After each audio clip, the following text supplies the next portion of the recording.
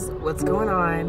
This is Halima, Wild Wolf Mama, and there's something that I wanted to share with you guys today, if you're open to it.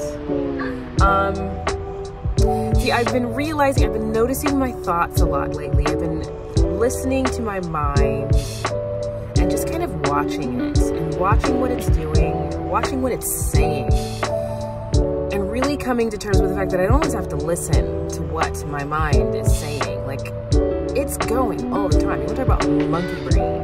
It is going all the time. Blah, blah, blah, blah, blah. The blah, blah, blah that's in my head. And so something that I've noticed, I've been trying to notice patterns, you know, like thought patterns. And so something that I've noticed my brain doing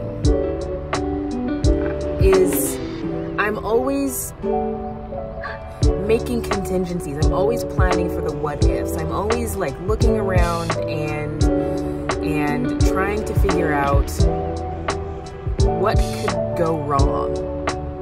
What could go wrong? Like, I'm noticing all the things that I consider bad, that I consider scary, that I consider this, that, whatever.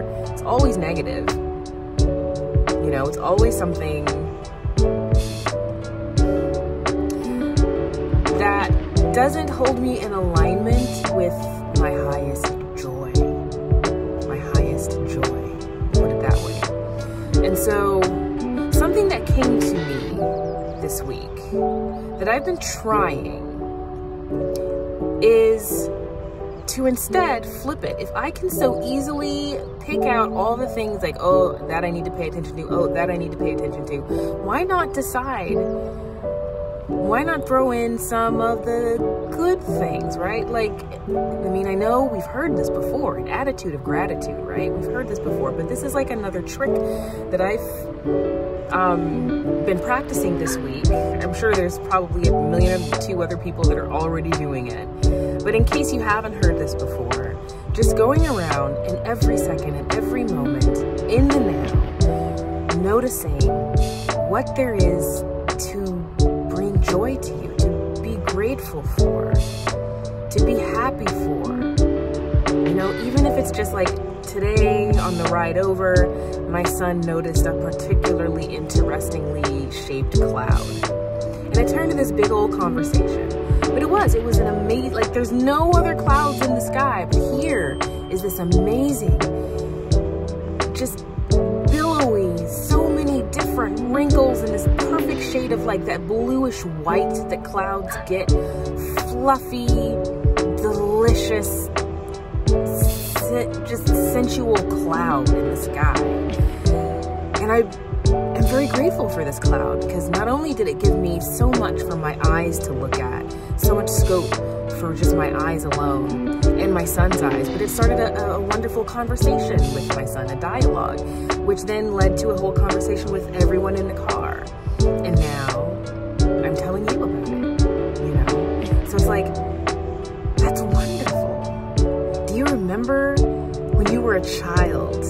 And I mean, at least for me, my experience is, I remember being a child and spending so much time looking up in the sky when I was outside playing and watching the clouds and seeing so many shapes in the clouds, and it was thrilling. I mean, just thrilling.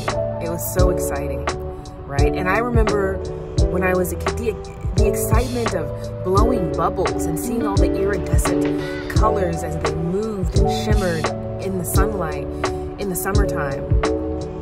And even just talking about that right now, it just lights me up inside. It brings so much joy.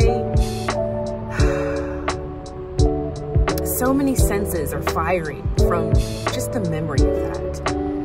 Just from noticing. Like, when you're a child, you notice so many things because everything is new and wonderful, and we lose that as adults.